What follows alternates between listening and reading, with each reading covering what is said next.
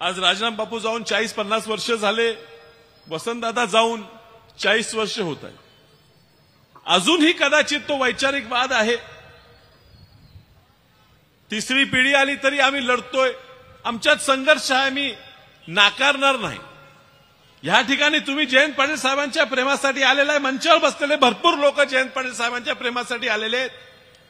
तुमच्या मनात जे साहेबांबद्दल प्रेम आहे ते कदाचित माझ्या मनात नसेल. आम्ही संघर्ष पाहिलेला आहे.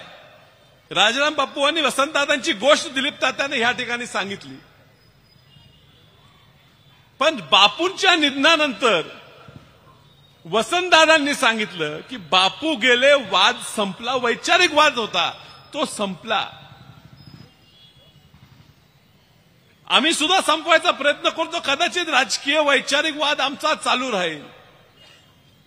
पण ज्या वेळेला आमचा राजकीय शत्रू म्हणून आम्ही जयंत पाटील साहेबांकडे बघतो, काही खोटं नाही.